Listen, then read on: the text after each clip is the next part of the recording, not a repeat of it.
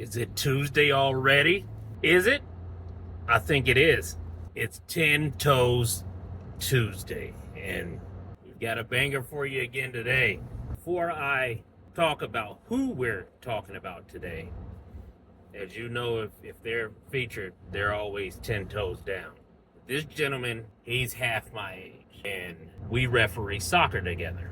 Now, we first met. I have been doing soccer 6 or 7 years. He's been doing soccer just about all of his life. That was one way that his mother kept him off of the streets and getting sucked into the streets of Dayton. If anybody knows about Dayton, you know about Dayton. It's a half and half city. I like Dayton, but like I told you before, half of my family are in the streets. Half of my family are doctors, lawyers, physicians, things like that. We have been refereeing soccer for, a good part of 5-6 years. We met at this tournament, and it was a cold, dreary, rainy day. I had just got glasses, so I was not used to wearing glasses. We get out on the pitches early in the morning. It's 7:30. I have a tent, so I put up this tent, put my chair under it, get all set up because I'm out there all day. So it's like we're camping. On the field comes this guy. He's got these red dreads. You've probably seen from the thumbnail. He's about 5'4", 5'5", about 130, maybe 135 pounds. And we introduced each other. And, hey, what's your name? He's like, hey, I'm Ty. Nice to meet you. I said, okay. No, I'm Unc. Nice to meet you. We got our third referee. And we're trying to make the best of this situation because not only is it raining, but it is only probably 50, 55 degrees. This is late April when we did this tournament. We start reffing together, and we've got these boys, and they are just tyrannical. They are little balls of testosterone if you know anything about the average teenage boy. So we have them. We've got mics, so we're mic'd up where we can hear each other and we can talk, and we talk about the game. Everything is going smooth. We're learning about each other. We're learning each other's style along with the other referee that we're with, and he was nice. He was a college student. But by now, I think I was like 45, 46 then. I think he was 20, 21, because I'm 50. He might be, I think he's 25, 26. He's right around my daughter's age.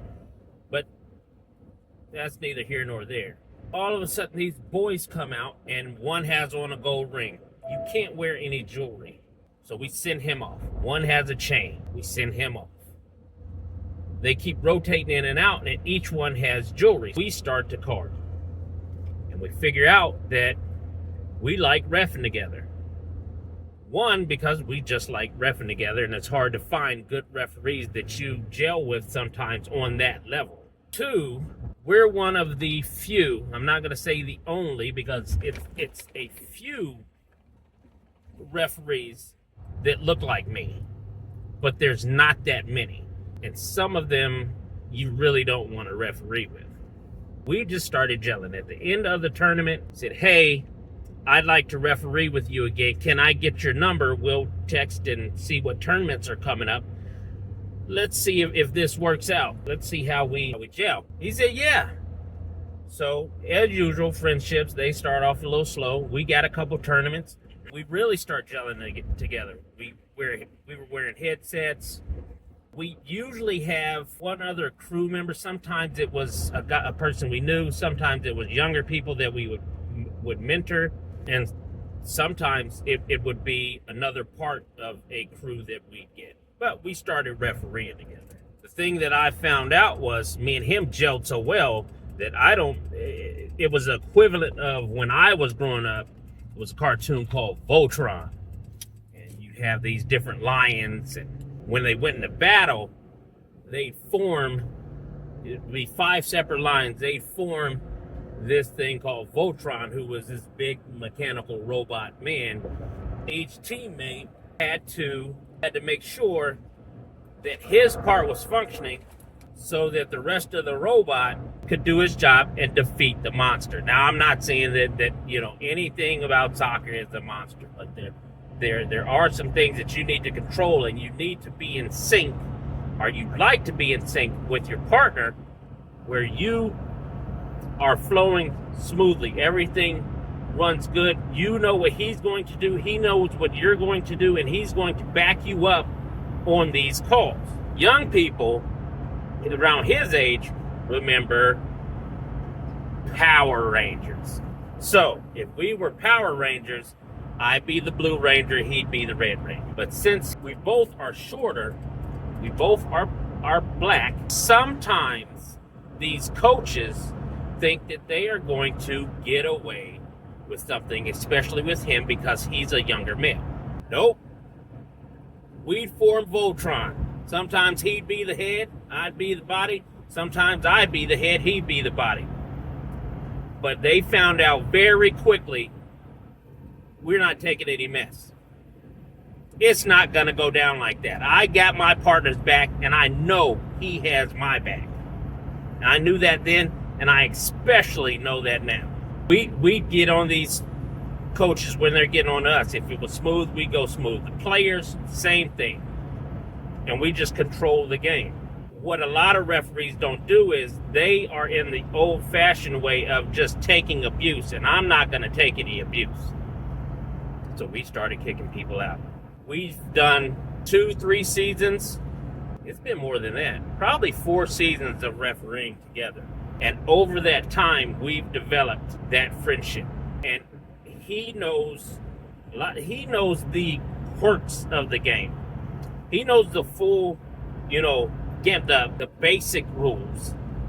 But he knows those off-centered rules that you don't think about, that's in the book, that you have to really dig hard for. And we would have a play that called for that. He'd know the answer. He's really knowledgeable. If I was an older man and he's telling me, no, this is how this should work, some people take offense to that because he's a younger person telling them what to do. I don't. I know him. I know what he knows. I trust him implicitly on that pitch. And I have to, because, let's be honest, my life depends on that. Whether you think about it, oh, it's just a soccer game. No, some of these games get very intense. Even in youth soccer in America, they get very, very intense. And again, you have to know who's going to have your back. We come to these tournaments, we've got a tent, we've got a table, we've got chairs, we've got a cooler with ice, drinks, water in it. We set up for the whole day. We've got our mics. We're good. I've seen him grow over these 4 or 5 years from, and let's face it, Ty, hey, Reek, they call him Reek the Freak. Hey, Reek, you know what it was when we started, man. He was out there. He'd stagger into some of the tournaments. He'd have been out partying the night before. And I'm like, hey, man, you got to elevate your game a little bit. We started talking about his nights and 21, 22-year-old stuff. I'm going out drinking tonight. What are you doing? I'm taking my old ass home. I'm going to cook a steak. I'm going to get in bed. I'm going to get ready for tomorrow. I was like, hey, this stuff is going to come to an end, man. He was like, I'll never stop drinking. I'm never going to party. This is who I am. I'm like, okay. Do you, bro. Do you. A couple seasons went by.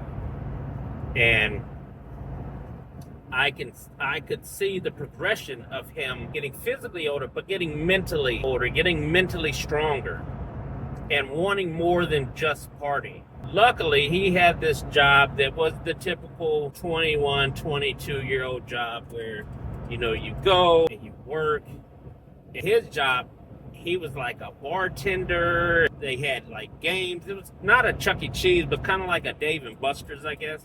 Luckily, they kept messing him over, and he got a new job. Now, once he got this new job, he found a new woman. He found a woman that was good for him. And we were at this term. He said, yeah, man, this girl, I really like her. We're talking about the typical stuff, moving in, getting stronger in our relationship. So he started moving away from thinking about, as young men usually do, themselves, and thinking about settling down, having a family, a future. A couple more games went by, and during the week we text, hey bro, how are you? What's going on? What are you doing? How's work? Just life stuff. We're thinking about in the next year or two having a family. I was happy to hear that, because here comes this guy who's destroying his liver and out partying, and he goes from this to this man, this young bull, this guy whose pieces of the puzzle are starting to come together. We get together, I think it was about a year ago. It had to have been about a year ago. We get together and says, hey, got something to tell you. My girlfriend's pregnant. What? Oh man, congratulations. I'm happy for you. He was so excited. Now, he wanted a family, and now his family is forming. And I was really genuinely happy for him. I was really proud of him, because I saw where he came from and what he was doing with his life, and it was all bad. But I can't tell a grown man how to do grown man business. I can only give little tidbits. Hey, I wouldn't, I've been down this road, I wouldn't do that. The girlfriend starts coming out to the games, and now we have 4 headsets, and all of us are talking, and we just have a great time in these tournaments during the day with her pregnant. Fast forward a few months later, she has the baby, and I am one of the people that he contacts to tell, hey, we're going to the hospital, she's about to have the baby. He went to all the doctor's appointments beforehand, the prenatal care, getting things for the baby, painting the room, putting furniture together, stepping up as a man. He wouldn't let her, carry heavy things. He made sure she had food. They worked together as a couple, and that makes me happy. For any young person, my kids, him, his girlfriend, and I haven't asked her permission, so I can't give her name, but she knows who she is, and she knows she's part of the family too. I'm like, hey man, hey bro, I love you, no diddy. And he was like, hey, I love you too. And it's a genuine love now. Moved from friendship to a genuine love that we ride on. After they had the baby, I went down, and her name's Ivory. I went down, I saw little Ivory, and she's so little, she's so cute. We just sat and talked, and we started planning grown man shit. Like, let's get together at least once, twice a month, just to keep in touch, because now his schedule is going to change. He's going from having so much time to having to concentrate on a family. I want to be there to support him for that. So when he told me his plan, I'm all in on it. He's going to run a couple games a weekend. If we can get together, we will. We'll have the tent. He likes fruit snacks. I'll get his fruit snacks. But he wants to do 2 to 3 games, possibly. If he can't, he can't, and he's okay with that. And then he wants to go home and get closer to his family. Raise his daughter. Show her what she needs to do.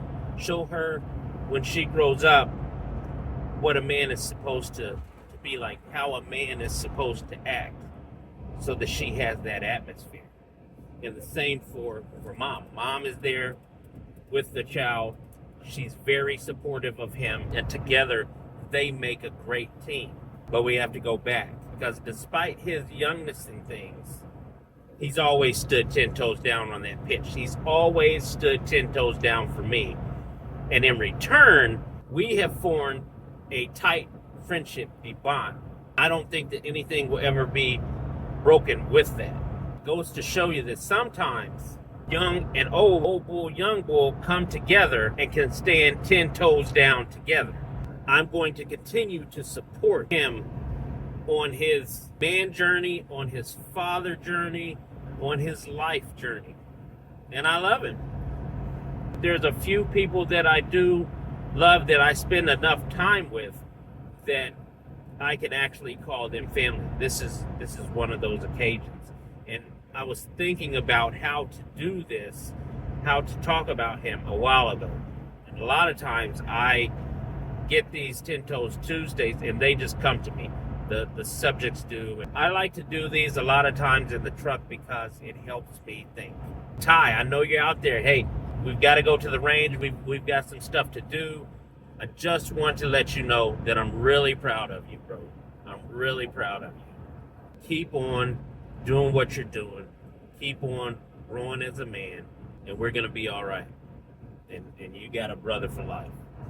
So with that, as you know, hey, wherever you are, whatever day you may watch this, I hope everything in your life is going well.